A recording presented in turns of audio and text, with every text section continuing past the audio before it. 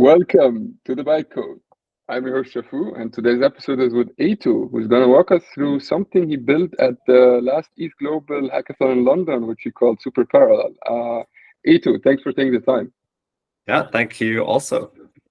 Yeah, of course. So, yeah, why don't you briefly introduce yourself and introduce SuperParallel? I think you're going to show us some presentation in the beginning and then walk us through the implementation. Yeah, sounds good. So yeah, I'm Eito. I studied computer science at Oxford. I guess I did a lot of AI and machine learning, MLOps kind of thing, as well as robotics. And then I ran the Oxford Blockchain Society for a bit. And yeah, I guess I've kind of kept one foot in blockchains, one foot in AI. And this was like one of the ideas I had where I was looking at a lot of parallel EVM narratives in 2024. And I was sort of like, okay, like, what are some different approaches that people might be missing? And then, yeah, I guess the idea of SuperParallel is basically that by modifying the fundamental assumption of the way EVM executions are done, we can, in theory, parallelize the EVM infinitely. So we move the bottleneck of, EVM execution throughput from like basically the length of longest interdependent transactions to just how many EVMs can you run in parallel. So I'll sort of get on to the details of that. I should clarify that it's a Ethereum L2, so it obviously settles finally in the Ethereum layer. And why is this useful? Well, high throughput. I think it's pretty obvious why that's useful. But there are restrictions to it. Like this one is very specialized payments and in particular, like highly parallelizable operations. It's not a sort of sweeping, let's say, upgrade that is useful in every single situation, but it's certainly useful for stuff like payments and other applications that are parallelized. But I focused on payments since that's sort of the parallel application of like, blockchain and stuff, which is what Bitcoin tried to be. So yeah, anyway. So yeah, the SuperParallel, it's an L2. It can interoperate with L1 Ethereum and other L2s as well.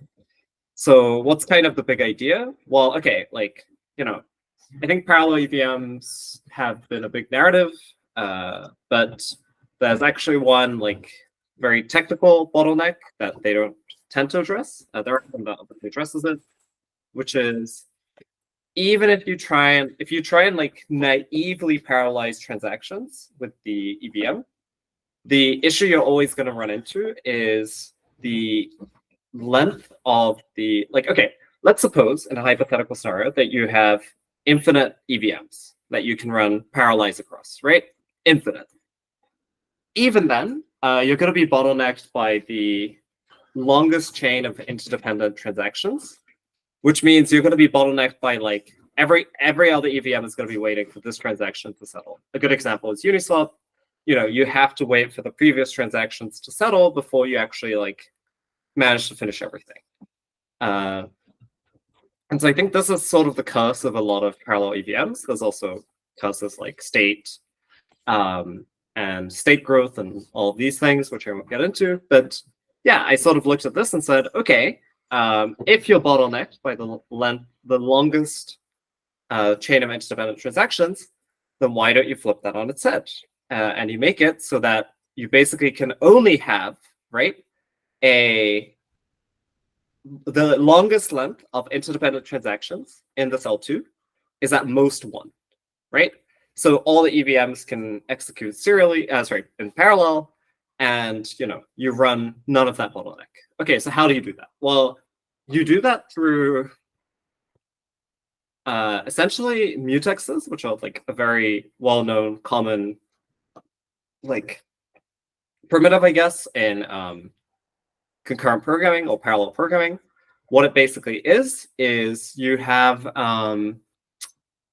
you basically have like these things called mutexes, which basically just means one concurrent worker, which is the EVM, right? One EVM, one worker, can only access a particular storage slot in a single block once, right? This is the restrictions you impose. So if a EVM transaction touches a particular storage slot, then no other parallel EVMs are allowed to touch that. And if there is a transaction in the mempool that tries to touch a conflicting state, which is sort of handled by the mutex, then that transaction gets rejected.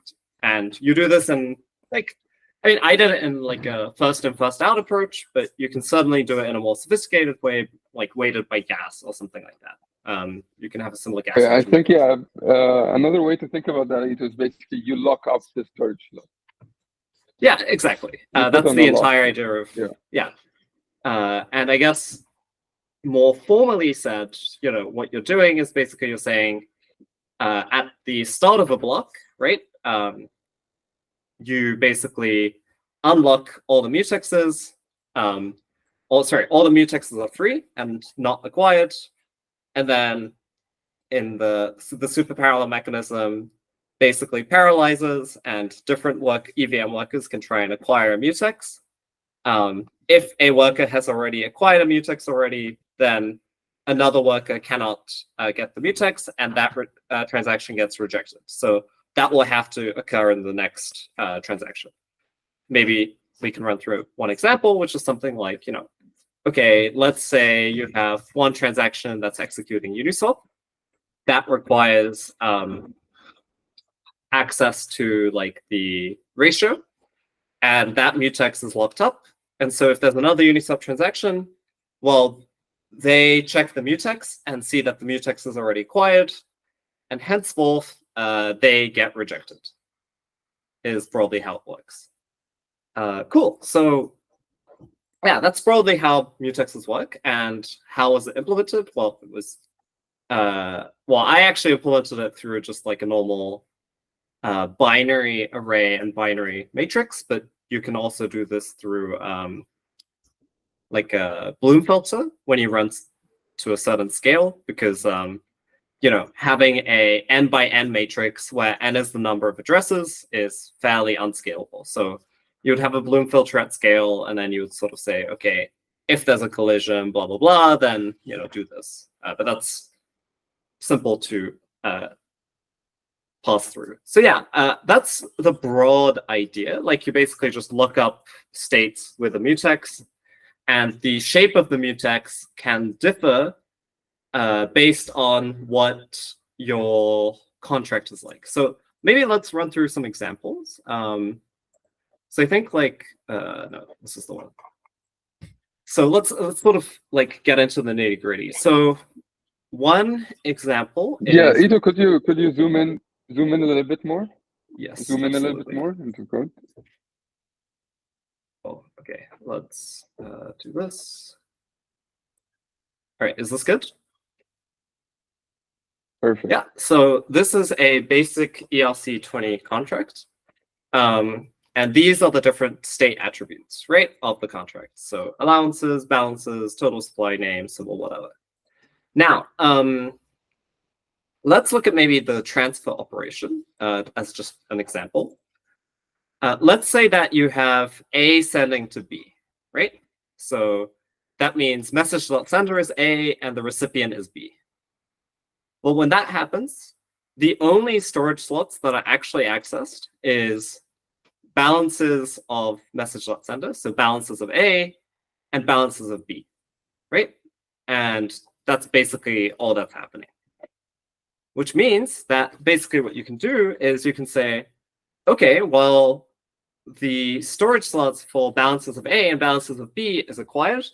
And so if A and B gets mentioned in any other ERC20 transaction for this particular contract, then it gets rejected, right? And then similar things for, actually, let me get the slide up as well, because I have some nice diagrams that show this. Yeah, anyway, if we go also to transfer from, right, which has the two-dimensional allowances mapping, right? It also checks out here because basically here you'll, if the transfer from is from A to B, then you can say, well, okay, the allowances of B to A is acquired, and same for these two. And so what that looks like visualized is something like, give me a second, like this, right? Oop. Yeah. So, you have the contract ELC20. If your mapping is one-dimensional, so, it goes from address to UART 256, then you basically say you have a one-dimensional Bloom filter mutex, right? So basically, like, let's say G transfers to H, right? These are all the addresses, and G transfers to H, and you do a transfer function, which touches the balances function. Then you say, okay, G sends to H, so we look up the mutexes for balances of G and balances of H. And then similarly, if you have a mapping of a mapping for allowances, then let's go back to the transfer from function. If you modify, let's say this sender is A, actually sender is B, and message sender is A, then you look up the A of B. So I guess you would look up that mutex, and so on, right? So that's how broadly the mutex mechanism works. And then if any other concurrent worker tries to access that slot, it gets rejected. And we can dive into that code in a bit. Let me just see if I missed anything. Yeah, and I guess... Yeah, Eito, I have a general question. Yeah, go for it. So for example, in Solana, right? When you're doing smart contracts in Solana, you basically have to say in your code, right, before running it, you have to say, okay, this logic touches this storage slot and so on, and that's how they can parallelize stuff. So how I understand your approach is basically here it's happening at runtime, right? You have a bunch of transactions, and at runtime you basically run one, you run 1,000 in parallel, and once one has a mutex or a lock on a specific storage slot, then the others cannot access them, and you basically have to do them in another round. Yeah, that's correct. And I should say that the way in which you specify these mutexes, and in particular, what slots they touch, is done at deployment time, right? So if you look, maybe, is this a good diagram? Yeah, I think this is a good diagram. So yeah, you would do this on deployment time when you deploy the contract. You basically, your mutex is going to be, so the way it's implemented is your mutex is a dictionary of, dictionary of mutexes. Dictionary of list of mutexes, which basically means okay, at deployment time, it looks at the source code, right? It doesn't support bytecode static analysis yet, but you can do that with decompilation and everything. You basically say, okay, well, let's run some static analysis in the transfer function. Let me explain how the static analysis works. So the static analysis will go through the code, right? It will identify the attributes, which is balances, allowances, total supply, blah, blah, blah. And then it says, okay, let's look at each function. What state does it touch? And it looks at this no matter what kind of divergence you have. So even if you have an if statement, which is if this, then maybe touch this state, if else touch this state, you don't care. If it gets mentioned, then it gets included in the mutex for a particular function.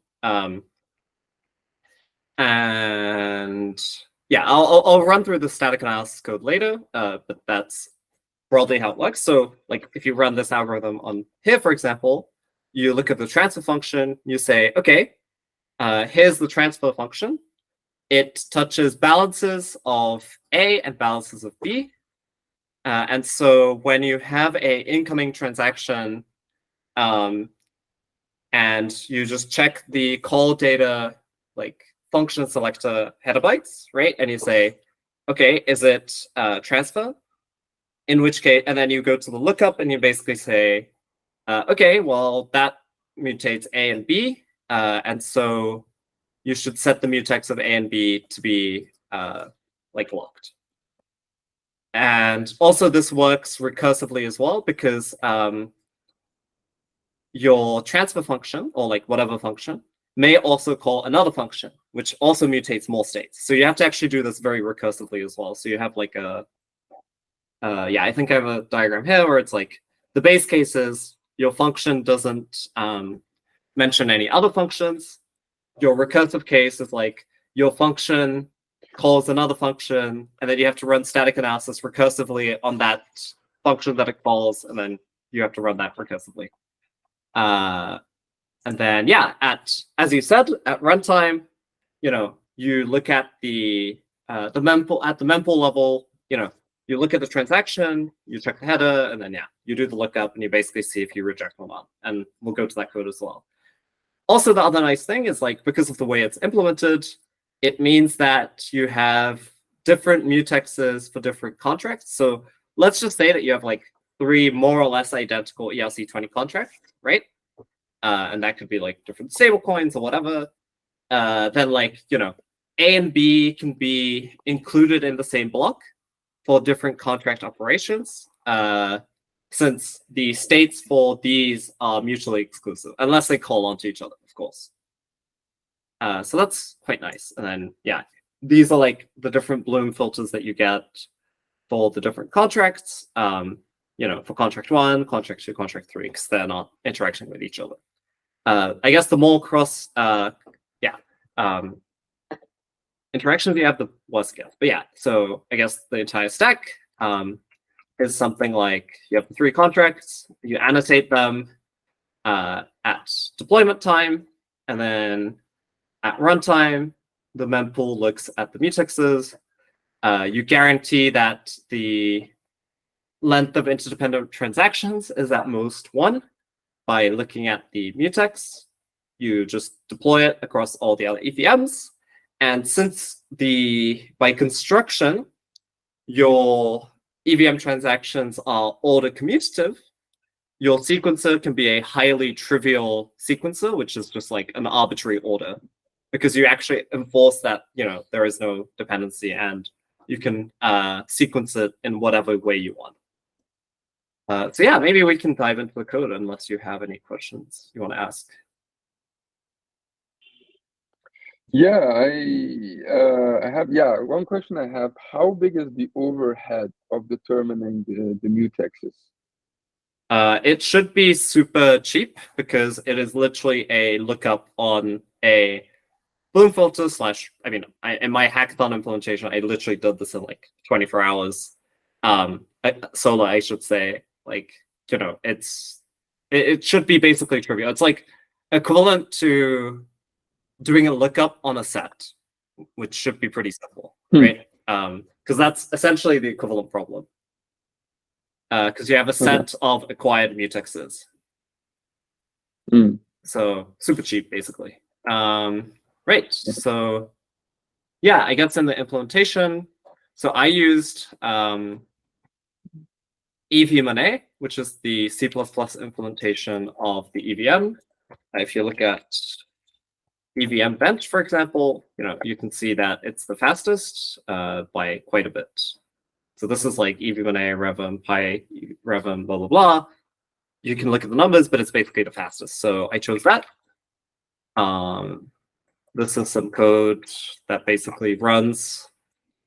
This is basically just a bunch of code that like runs the EVMNA. And then I think that gets called from, let's see. Man, it's only been a week, but I forgot how this code works. Okay. I think, it gets called by, I think it's called EVM tracer. No, this is not it. What's the program name? EVMNA parallel EVM. That's what it's called. Yeah, there we go. So, and then we just have this function which says run EVMNA, which just triggers the subprocess, which like takes the built EV-Monet binary. You run a test trace with a particular call data that you care about, and then blah, blah, blah. So pretty simple there. And then, what is this? I don't actually remember what that code is about. But yeah, maybe let's start with the static analysis annotation, since that's the first thing you care about. So we'll go to annotation. And yeah, I believe this is the function that gets... I have another question. Yeah, go for it.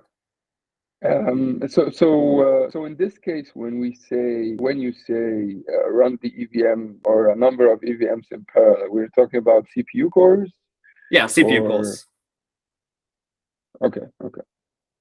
So yeah, you're like the number of EVMs you can run concurrently is bottlenecked by the number of CPU cores you have. I suppose what you can do is like you can set up a bunch of different computers, or just like get a multi-core CPU and then run it across different CPU cores or something like that. But yeah, great. So yeah, let's start with the annotation, where you take a contract and then you annotate a contract, and you sort of mark like what part of the mutex is the different functions call. And maybe let's have the reduced ERC20 just to have as an illustrative example as well. I forgot what calls that now. Okay, let's go to main, pass args. Let's see. Okay. Args, benchmarking. Oh no, I don't think I actually use this. What does make parallel do? It runs superparallel.py. Yeah, this is the main file. Okay, cool. So this function does, yeah, this is it. Okay, so when you, I guess I can also do a quick demo as well, where you just say make, what was it called? Make parallel.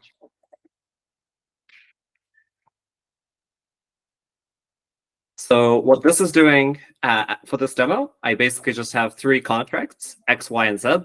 For now, they're exactly the same. They're just this reduced ERC20 contract. And then you basically run all of them serially. I forgot how many instances they run, but it's... and then, yeah, just execute them in serial. I also have like a version where you have all of this running in serial. And this one's super slow. So like the parallel one took like 2 seconds because there's no dependency. If you run the serial one, it's super slow. Oh, by the way, I slowed down the EV-Monet execution just to drive a point. But it should basically take like 40 seconds or something like that. Cool. Anyway, let's run into, yeah, the super parallel code. So you basically say, okay, these are the 3 contracts. And then we say, yeah, so we say like, okay, for these contracts, we want to annotate the contract. The name of the code is like whatever the name is. So this is the annotation that happens first. And then we do like a bunch of compilation here, I think. Yeah. Yeah, that's it. Oh yeah, there we go. It's done. 48 seconds. So it's really, really slow. But again, that's with the artificially slowed down like EVM. And sorry, that's artificially slowed down for a single EVM execution. Anyway, right, let's go into annotate contract, which is the initial pod. So you open the, yeah. So you basically say, okay, all of the contracts XYZ are going to use this reduced ERC20 just for demo purposes because it's much easier. And then you basically say, okay, well, we're going to open the file and then we're going to compile it. Yeah, I think this is just pretty uninteresting. Handling compilation, pass it to JSON. Right, and then here's where like the interesting part begins. So this is just like a very basic regex stuff to basically extract out all the attributes. So what we do here is, Yes, got it. So yeah, this part basically tells you, it takes all of the attributes, right, which is matched by the regex, and then you basically say, okay, well, what's the dimensionality of each of these state variables, right? So if it's a mapping of a mapping, then it's two-dimensional. If it's a single mapping, it's one-dimensional. And if it has no mapping, then it's zero-dimensional, i.e. the mutex is a single variable, right? And then, yeah, you just like track that dimensionality. Next, you do the function annotation. Yes, go for it. Why do you need constants and immutables? Oh, that's just that's basically just from ChatGPT. Okay, I didn't actually write that. because I I mean, just understand the reg. Okay, because you're trying to get all the storage variables, right? If I understand this correctly. that's correct, and you don't actually need the constant and immutable. That one I just forgot to handle because I just asked ChatGPT to generate me the regex, so I didn't bother checking too much because it was a 24-hour hackathon. Anyway, yeah. So yeah, it matches the attributes. Then yeah, so this one matches all the functions. It gives you all the functions. In particular, you care about the ones that are is it handled here? Oh no, yeah, you just match all the functions, and then here you like annotate the different functions. So you would care about, if it's a view function, you don't care. That's highly parallelizable. If it's not a view function, i.e. it's state mutating, then you care. So you like annotate it. And I think this is just doing all the annotations. Yeah, name, definition, parameters, blah, blah, blah. Okay, yeah. So it does the annotation. And then I believe this is where you're doing the fun stuff. fcode definition, potential children, u.find children. This is in, yes. Annotation of keys. Yeah, so I think this is now where you're doing the recursive step. So you're basically saying for each function, which you treat as like a node, right? You basically list all the children, which are all the functions that you call within that function, right? So I think it doesn't actually... Yeah, I don't think there's actually any in here, but basically if there are any functions that you have, then you just list them as children, right? So if a function calls another function in its definition, then you say that's a child of that particular function. So here you're just basically setting up each of the nodes so that you set basically that each of them is a tree. And then you do the recursive annotation, which is the part that I talked about earlier of doing this thing, where you're basically saying, okay, if it's a base case, you know, there are only variables, then you label those variables. If you call other functions, then you also explore the other like recursive cases. And then, yeah, this is the base case. For the base case, you basically say, what do you do? If at does not equal. Yeah, so here you're doing some of the recursive stuff as well. So basically, if the node has children, then you say it's non-recursive, and you add the recursive function names. And then this is actually dealing with the base case. And what is happening here? Yeah, okay, so here you're saying, okay, the dimensionality of the particular function is directly proportional to, is equal to the minimum dimensionality of the variable, of all of the variable dimensionalities defined in that function. So what I mean by that is like, let's take, is this a good example? Yeah, I guess this is okay. I guess this is okay. So the dimensionality of balances is 1. The dimensionality of allowances is 2. And then you basically say, okay, well, the dimensionality of this function is 2 because sorry, no, you care about it's 1 because you'll be bottlenecked by the smaller dimensionality mutex, right? So if you have a 0-dimensional mutex, for example, and that gets accessed in this function, then that will block that function for the entire block, right? Because if this accesses like, I don't know, if this accesses like, let's say, total supply, then, you know, no other function can touch total supply and stuff like that. And then, yeah, that's how you do the annotation. And then blah, blah, blah. And then,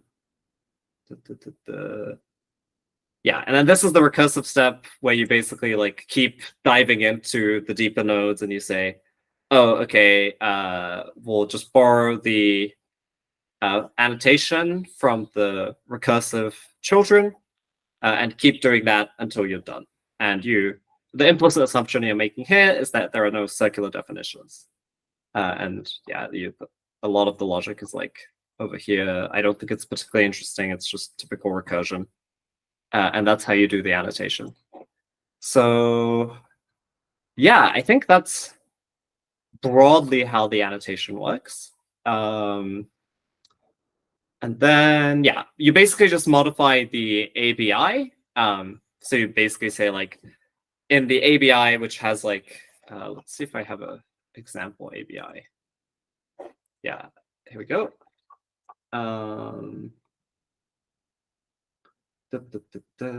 Yeah, so like in the ABI, you have the different functions, and you basically say, okay, for example, for transfer from, you say that the mutex dimension is 1 because, again, this is the minimum dimensionality that you care about, which is basically like, you know, if you go back to,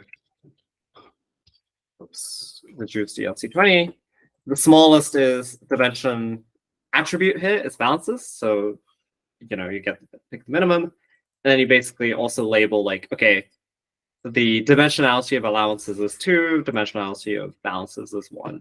And then, yeah, you save that. And then let's get to the mutex acquisition thing. So I think we covered the annotation, which again, to remind you, is like this step where you like annotate the contracts using static analysis, and in particular doing that recursively. And then we have, what is this actually? Yeah, so this is just loading the ABI. And then here you have the mempool. So I just like, since it was proof of concept, I just set up a bunch of random mempools where it's just like a bunch of transactions that is coming from like where you choose the targets to be the different contracts. Addresses here is, oh wait, no, sorry. Yeah, so you want to choose the target, the destination to be a random contract of like, I don't know, contract 1, contract 2, contract 3. The originator to be any one of the addresses that we have. I think here you have like 10 addresses, but you can scale this up and it probably it doesn't make a difference. Okay, so the data, I just basically like cheated and basically selected, okay, just choose a function, right? So, but you can convert this into data and it's exactly the same. It should work more or less the same. So it chooses a random function of these particular contracts. And you just do this for an arbitrary number of times. And then, yeah, this is the measuring stuff. And then we do the run EV-Monet. Wait, where is the mutex code? Oh wait, no, this is the serial execution. Never mind, I'm done. SuperParallel. Sorry, I was looking at the serial execution one, which is obviously stupid. Yeah, so this is the annotation. And then what is this doing? Extracted upstate. Okay, I think that's like dealing with the annotations. Here we go. We get to the Bloom filters. So we say we iterate over all contracts, right? And then we say for each of the attributes as well, of each of the contracts, we like basically create a appropriate Bloom filter, or in this case, it's just a binary, d-dimensional binary matrix, which is defined by like this thing, basically. And yeah, this is the Bloom filter for each, which exists for each contract for each attribute, right? So you want to index by the contract and the attribute. And then storage locks, I think is, oh yeah, storage locks is exactly the same. These two are just like complementing each other. This is the mechanism you actually need for implementing a mutex in Python, which was obviously used for just ease of programming. And then, yeah, you track a success count, which is a concurrent value, so that like you can have multiple workers incrementing this value. And then, what's complaining here? Huh? Did I miss something else? Yeah, I did. Sorry, I just accidentally something. And then here's the mempool, which is exactly the same as before. And then you basically say, okay, for each transaction in the mempool, you basically say, oh yeah, so you set the ABI, and then let's see, what is this actually doing? Random not choice, input metadata dict. Let's input metadata dict. Type address.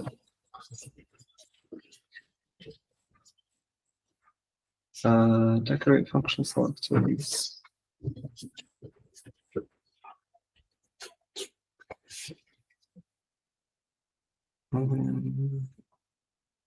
Okay, I think this is like some kind of annotation. I don't actually know what's going on here. I think it's just... I see. Yeah, I remember now. So what this part is doing is basically saying, okay, this is a somewhat naive implementation, but you can make this better. You basically say, you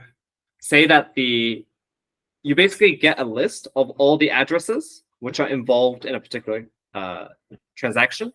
So you basically say like the sender and the receiver and any other addresses that are mentioned in the parameter is considered like using the mutex.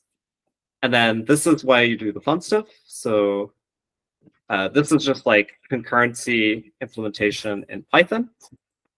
And then you say, okay, the addresses that are accessing the mutex is like the sender and the other involved addresses. And then you check the state of the Bloom filter. By the way, you're iterating this over the entirety of the mempool. And then you say, what is this doing? Contracts.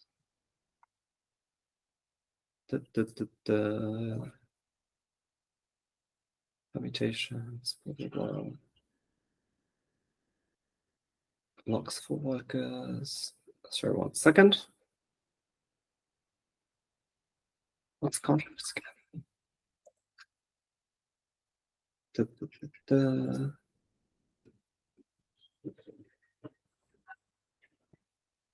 Yeah. Okay, I remember now. Like in a previous step, you also like populate the contracts so that you associate the different Bloom filters to the contracts variable, which is why that initialize is empty.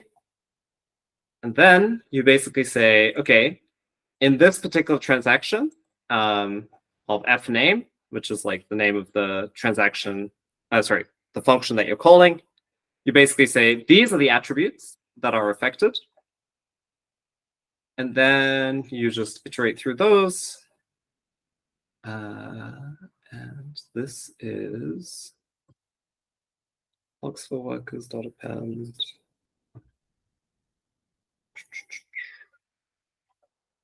What is this doing here?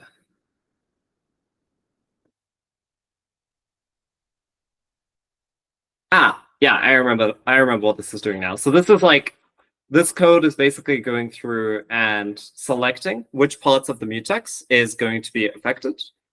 And you just like do this somewhat naively for now, but you can do this, make this more sophisticated. And then you basically say, okay, for this particular transaction, I want to, here's the arguments for the worker, which just involves like the argument and the processes, whatever. You set up a parallel process with the arguments, and then you get the worker to start.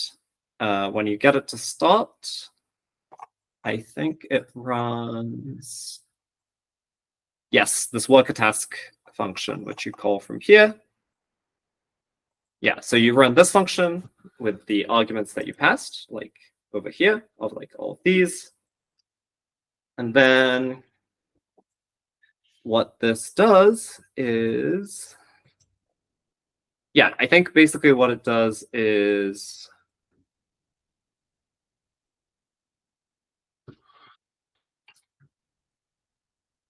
Bloom filter plus.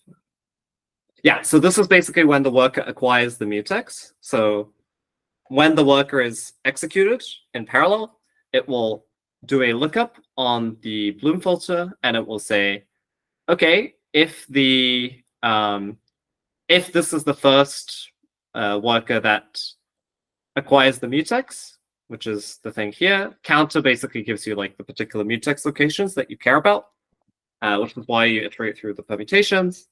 And then you basically say, okay, if you are not the first and the mutex is already set to 1, i.e. the mutex is acquired, then the result is equal to false because you can't execute this transaction and you break. Otherwise, you acquire the mutex, increase the counter, and then result comes from, where does result come from? Yeah, I guess you set the results to true. And worker.join, blah, blah, blah. Check any transactions.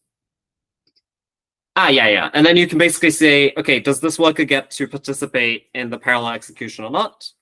And then after you do all of that filtering process of like different workers trying to acquire the different mutex, where you have a worker for each transaction in the mempool, or you can have it so that you have a fixed number of workers which are like looking for a particular job, and you like just do that across different transactions. And then after you do that filtering process with this Bloom filter mutex control, you basically go and execute all of them in parallel in the EVM, because, well, you know that you can do this very safely. And I should say, like in the concurrency case, all of this is basically happening like somewhat simultaneously. And yeah, that's the brief summary of how all of this works. I hope that was clear. There's a lot involved. Nice. No, really interesting and perfect timing. I think we're like 5 minutes away from 2:30, which is great timing. No, man, this was Eito, this was really interesting. Yeah. So yeah. Maybe one last question. So as you said earlier, this works for ERC20 tokens right now.